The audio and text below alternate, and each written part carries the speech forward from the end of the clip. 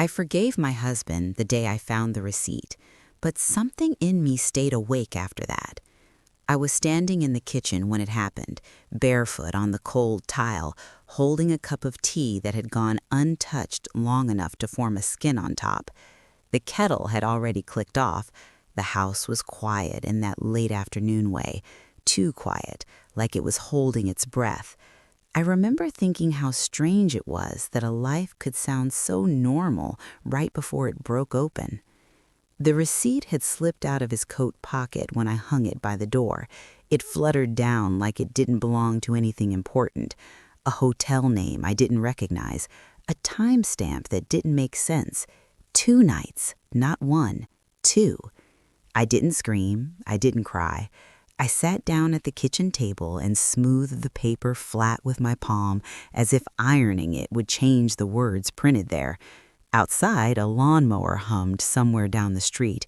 Inside, the clock ticked, loud enough to feel like a pulse in my ears.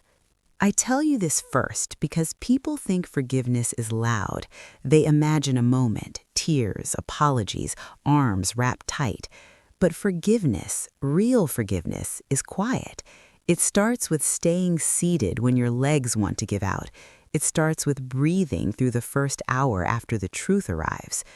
Before that day, my life was ordinary in the best way, predictable, warm, the kind of life you don't post about because there's nothing flashy to show, just the steady accumulation of years. My husband, Mark, and I had been married 23 years.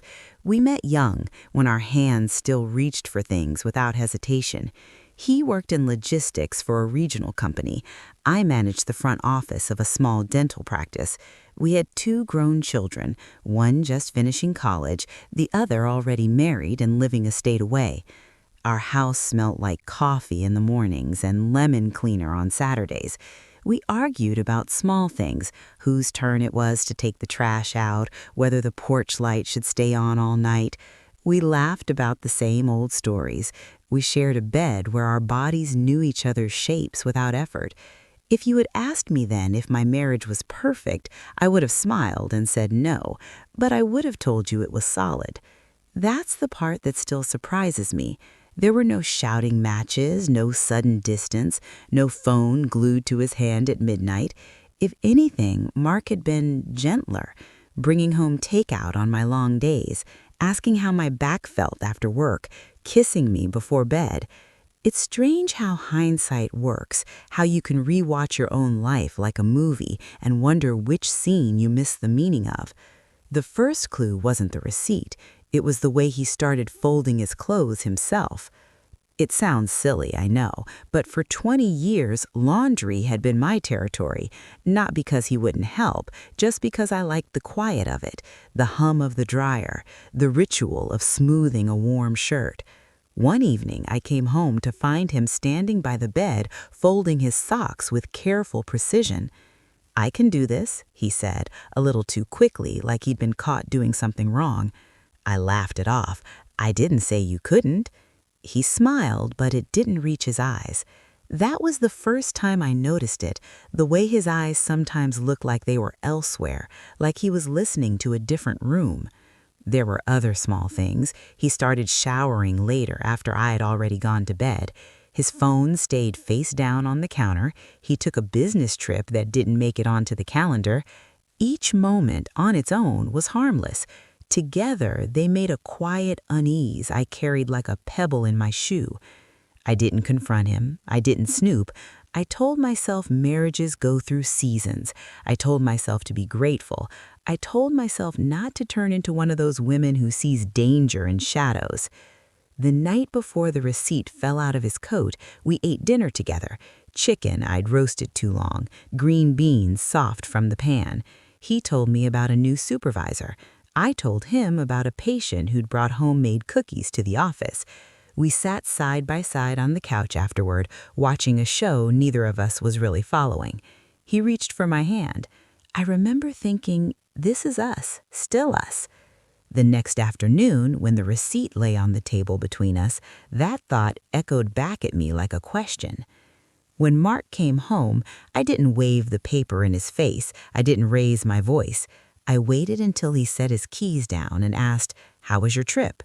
He paused, just a fraction of a second, long enough. He said, "Fine." I slid the receipt across the table. He stared at it the way people stare at mirrors they don't recognize themselves in. His shoulders slumped, not in relief, not in anger, but in something like surrender. He said, "I was going to tell you." Those words, "I was going to tell you," they land heavy. They don't apologize. They explain. They ask you to wait your turn for honesty. We talked for hours. The sun went down. The kitchen grew dim. He told me it wasn't about love, that it had been brief, that it was a mistake born of feeling invisible. He said he was ashamed. He cried. I watched his hands shake. I listened. I asked questions. I felt my heart bruise in slow motion. That night, I slept on my side of the bed, staring at the wall. I decided something before morning came, not because I was weak, not because I didn't hurt, but because I knew myself well enough to understand this. I could forgive him. What I didn't know yet, what I couldn't know, is that forgiveness doesn't mean forgetting yourself. It means meeting the part of you that wakes up afterward and asking her what she needs to stay alive. That part of me was already stirring. The thing about suspicion is that it doesn't shout. It whispers. It sits beside you while you wash dishes and asks quiet questions you don't know how to answer yet. After that night, the work dinner, the sentence I'd written in my notebook, I stopped trying to convince myself that awareness was the same as paranoia. I wasn't hunting for proof. I wasn't preparing for another heartbreak. I was simply paying attention in a way I hadn't before. Mark noticed the change before I said anything. He watched me more closely, the way people do when they sense a shift they can't name. "You've been quiet," he said one morning, buttering toast. "I don't feel quiet," I replied. He nodded, but his brow stayed creased. "Just thoughtful, then." That was closer to the truth. Thoughtful, awake. I was noticing how often he checked the time when we were together, how he filled silence with unnecessary details, how he asked about my day, then seemed relieved when my answer didn't require much response. At work, my days moved forward with their usual rhythm. Phones rang, patients complained about numb lips and insurance forms. I smiled, I scheduled appointments, but inside, I was sorting through something delicate. I wasn't deciding whether to trust Mark again. I'd already chosen forgiveness. What I was deciding was whether trust could exist without self-betrayal. One afternoon, I took a longer lunch than usual and drove to a small park near the river. I sat on a bench and watched the water move steadily past, carrying leaves and bits of debris along with it. I thought about how easily things drift when they aren't anchored. When Mark texted, "Running late again, don't wait up," I didn't feel the sharp stab I once would have. I felt curious, and that surprised me. At home that evening, I cooked for one. I set the table for one. I ate slowly, tasting my food instead of swallowing it quickly the way I used to when I was anxious. Afterward, I washed the dishes and dried them carefully, listening to the sound of ceramic meeting towel. When Mark finally came in, he looked tired, not guilty, just worn. "Sorry," he said, "long day." I nodded. I figured. He lingered in the doorway as if waiting for more, for questions maybe, or accusations. When none came, he seemed unsettled. "Everything okay?" he asked. "Yes," I said, and this time it was true. That night, lying in bed, I realized something quietly important. Suspicion had stopped being about him. It had turned inward. I was watching myself, my reactions, my needs, the way I'd been bending for years without realizing how much effort it took. The next clue arrived in the form of an email. It wasn't meant for me. It popped up on the shared tablet we kept in the kitchen, the one synced to Mark's email for grocery lists and travel confirmations. The subject line was vague, checking in, but the sender's name caught my eye. A woman's name I didn't recognize. I didn't open it. I stared at it, my finger hovering over the screen. The old version of me would have tapped immediately, heart racing. The new version paused. When Mark came home, I mentioned it casually. An email came through on the tablet, I said, stirring soup, from someone named Elaine. He froze, not dramatically, just enough for me to notice. "Oh," he said. "Yeah, she's a colleague. We worked together on a project last year." "Okay," I said. That was it. No follow-up, no challenge. He relaxed visibly, as if he'd passed some test I hadn't told him he was taking. Later that night, after he'd fallen asleep, I lay awake, listening to his breathing. I thought about Elaine, about how easily names become symbols when trust has been bruised. I still didn't reach for the tablet. I wasn't ready for answers I hadn't decided how to hold. The counselor noticed the shift too. "You're centering yourself," she said during one session. "That can feel threatening to a relationship that's used to one person absorbing most of the emotional weight." Mark looked uncomfortable at that, I noticed. I didn't rescue him from it. "What do you need right now?" she asked me. The question hung in the air. I'd been asked versions of it before, but this time it landed differently. "I need honesty," I said slowly, "and I need to know that if I choose to stay, it's because I'm whole, not because I'm afraid of what leaving would say about me." Mark nodded. "I want that too. But wanting and doing are different things. I was learning that about myself, and I suspect he was learning it about himself as well. The real suspicion, the one that finally took shape, came not from something he did, but from something he didn't do. He stopped asking how I was healing. In the early weeks after his confession, he'd checked in constantly. "How are you feeling today? Did I trigger anything?" Now those questions had faded. It was as if my forgiveness had been mistaken for completion. One evening, as we cleaned up after dinner, I mentioned feeling tired, emotionally tired, not just physically. He shrugged. "It's been a tough year for both of us." Both of us. The words landed wrong. They flattened something important, turned my pain into a shared inconvenience. I realized then that while I had forgiven his affair, I hadn't agreed to minimize its impact or my own recovery. That night, I opened my notebook again. I wrote about the woman I'd been before all this happened, how often she compromised without noticing, how she mistook peacekeeping for love. I wrote about the woman I was becoming, slower to react, quicker to listen to herself. I didn't know yet whether Mark was hiding something new or simply failing to understand the depth of what he'd broken, but I knew this: the next truth wouldn't come from snooping or guessing. It would come from a conversation I could no longer avoid. And for the first time since that receipt fell onto the kitchen floor, I felt ready, not to accuse, not to beg, but to speak. Would you like me to continue to part 4? The weeks after that family gathering felt like walking on newly set ground, solid in places, soft in others.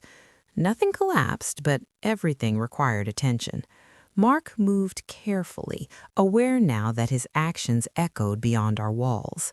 I moved deliberately, no longer cushioning the space around him. This was the part people don't often talk about, the work after forgiveness, the ordinary days where there's no crisis to distract you from the slow rebuilding of trust, no dramatic confrontations, just the steady choice to show up honestly again and again. Mark began therapy on his own. That was his decision, not mine.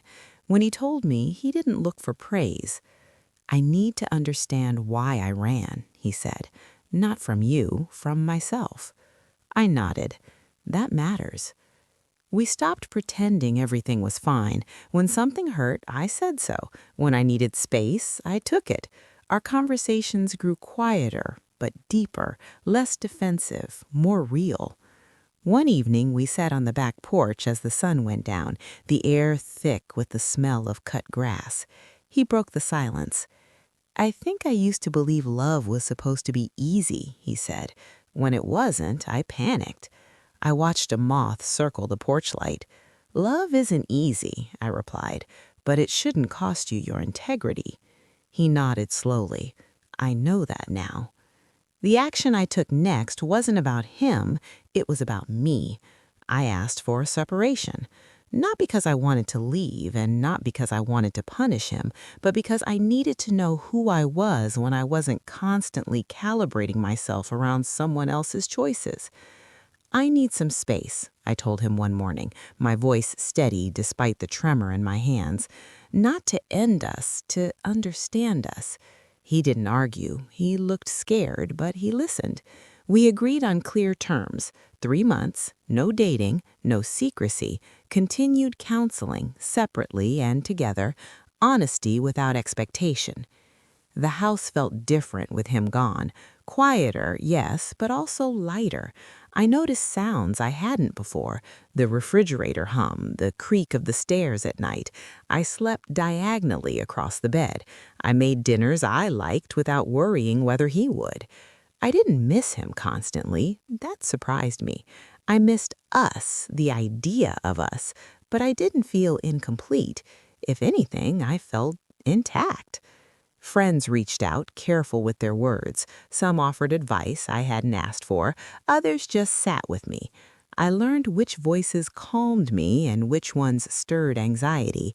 I chose the calm ones. Mark and I met for coffee every 2 weeks. Neutral ground. Public, but quiet.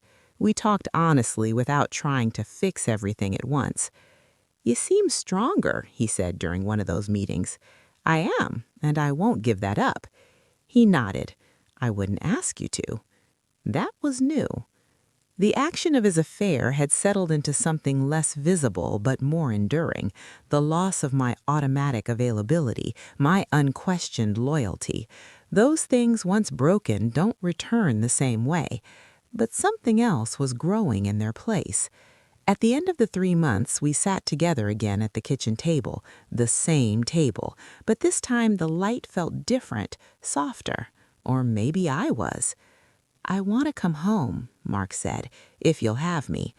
I considered him carefully, not with longing, with clarity. "I'm willing to try again, but not the old way." "What does the new way look like?" he asked. "It looks like mutual responsibility," I replied.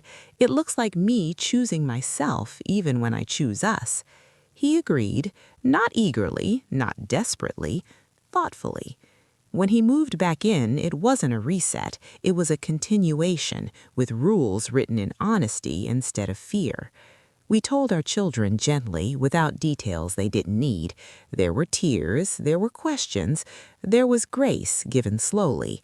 The healing wasn't dramatic. It didn't happen in a montage. It happened in moments, a conversation that didn't turn into a fight, a boundary respected without resentment, a laugh that felt unforced. One night, months later, I caught my reflection in the bathroom mirror. I looked older, softer around the edges, but my eyes were clear. I thought about the woman I'd been when the receipt fell to the floor, how quickly she'd forgiven, afraid of what holding on might do to her marriage. She hadn't been wrong, she'd just been incomplete. Forgiving my husband's affair hadn't been the bravest thing I'd done. Remembering myself had been. Would you like me to continue to part 6? Part 6. The public consequence didn't arrive with raised voices or pointed fingers. It came the way most real consequences do, quietly, through shifts in tone, through conversations that stopped mid-sentence, through the way people looked at you when they thought you weren't paying attention. When Mark moved back home, it wasn't a secret. We didn't announce it, but we didn't hide either.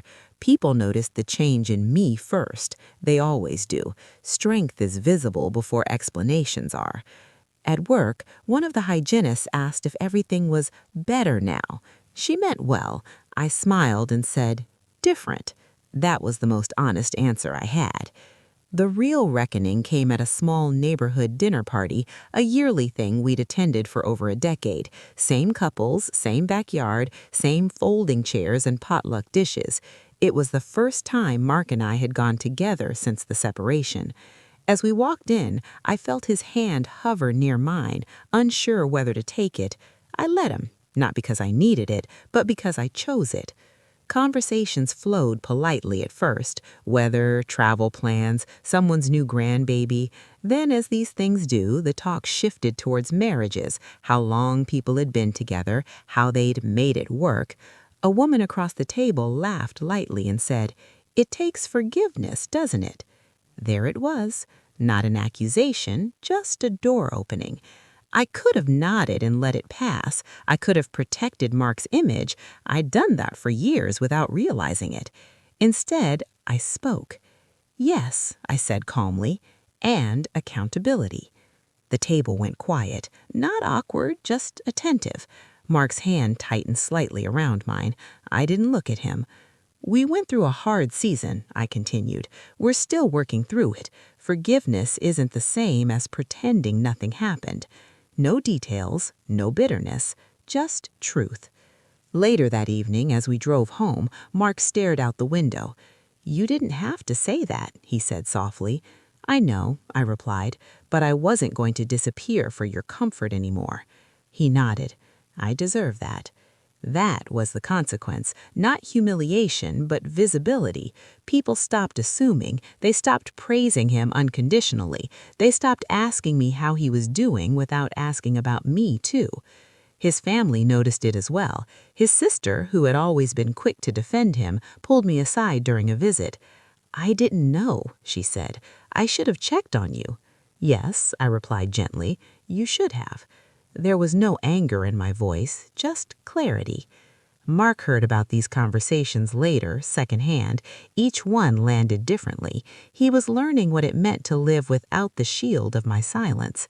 At the same time, something unexpected happened. People began coming to me. Quiet confessions, stories shared over coffee, in hallways, and whispered moments after gatherings. Women telling me about betrayals they'd survived, men admitting regrets they didn't know how to face. I listened, not as a counselor, not as a judge, but as someone who had learned to stay present with discomfort. One woman said, "I don't know how you stayed." I answered honestly, "I didn't stay the same." That became my quiet truth. The public consequence wasn't about Mark losing status. It was about both of us stepping into reality, a reality where marriage wasn't a performance and forgiveness wasn't silent. One afternoon, months later, Mark and I attended a work event of his. A colleague approached us, someone I recognized vaguely from before. "It's good to finally meet you," she said to me, smiling warmly. "Mark talks about you a lot." I studied her face, searching for anything familiar. There was nothing, just kindness. "Nice to meet you too," I replied. Mark exhaled later, once we were alone. "You were nervous," he said. "I know," I said, "but this is what honesty looks like. No shadows." That night, lying in bed, I realized the public consequence had reached its final shape. I was no longer the woman who carried the weight quietly, and Mark was no longer the man who could rely on my silence to soften his mistakes. There was dignity in that, for both of us. We weren't admired, we weren't pitied, we were simply seen. And strangely enough, that visibility felt like freedom. The healing that followed didn't erase the past, it integrated it. It allowed us to move forward without rewriting history. I forgave my husband's affair, but I didn't forget myself. And because of that, the world around us adjusted, slowly, respectfully, to the truth we were finally living. Healing doesn't arrive with a finish line. It settles in quietly, like dust after a storm, changing the shape of things without announcing itself. By the time I noticed it fully, life had already begun to feel steady again. Not perfect, not untouched, but real. Mark and I didn't talk about the affair every day anymore, not because it was forbidden, but because it no longer ruled the room. When it did come up, it wasn't sharp. It was careful, honest. We had learned how to speak without trying to win. Mornings found us side by side again, coffee cups warming our hands. Some days we talked easily, other days we shared silence without fear. The silence had changed. It wasn't avoidance anymore. It was rest. I kept walking in the evenings. That habit stayed. So did the notebook. I wrote less often now, but when I did, the words felt settled, grounded, less like questions, more like observations. One evening, as we washed dishes together, Mark said something that stopped me. "I don't think I ever really saw you before," he admitted, "not fully." I dried a plate slowly before answering. "I didn't let you." That wasn't an accusation, just a fact. We both had work to do. I began taking a class at the community center, something creative, something mine. It felt indulgent at first, then necessary. I laughed more there than I had in years. I came home lighter, not drained. Mark noticed. "You're happier," he said one night. "I'm more honest," I corrected gently. "Happiness comes and goes." We stopped measuring our marriage by how well it looked and started measuring it by how safe it felt. Safe to disagree, safe to pause, safe to be human. The biggest change, though, was internal. I no longer feared losing the marriage.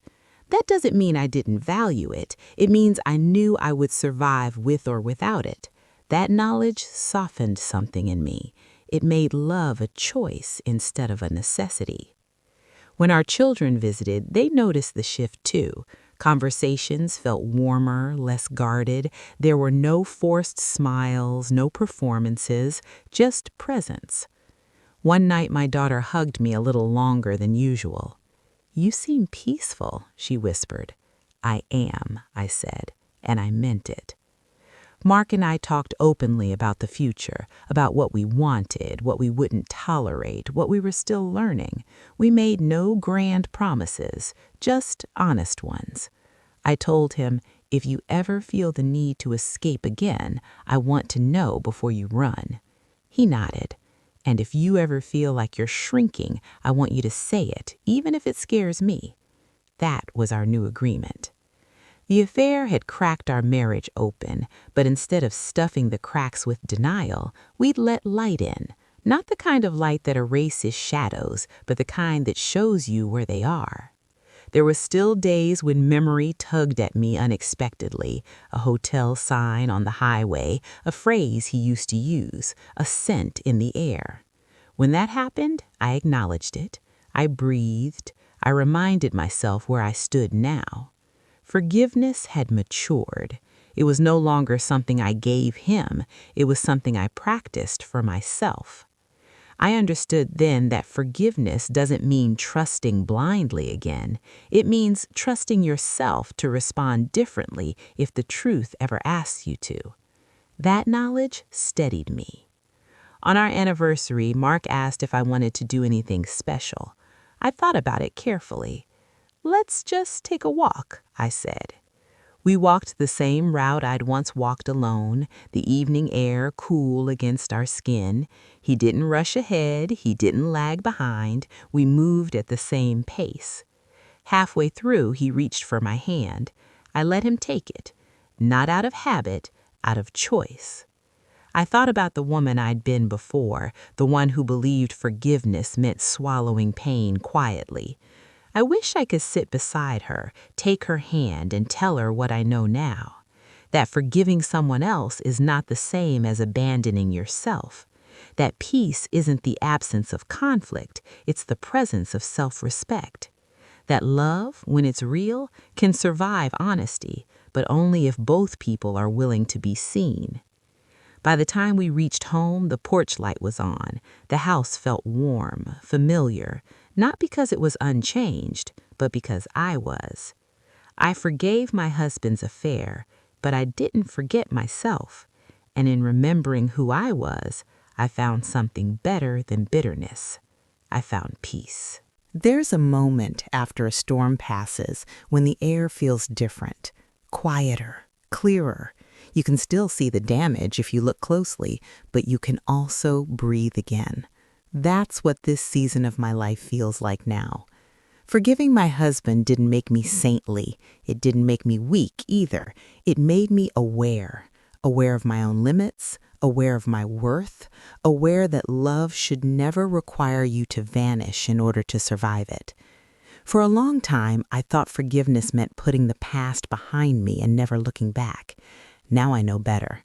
Forgiveness means remembering clearly without letting the memory control you. It means choosing peace without sacrificing truth. Some marriages end after betrayal. Some continue. Neither path is a failure. The real failure is staying so quiet that you lose yourself in the process. I stayed, but I stayed as myself. And if there's one thing I hope you take from my story, it's this. You are allowed to forgive and protect your heart. You are allowed to love and draw boundaries. You are allowed to heal without hardening. So let me ask you something from one woman to another. If you were in my place, would you have stayed, or would you have chosen a different road? I'd love to hear your thoughts in the comments.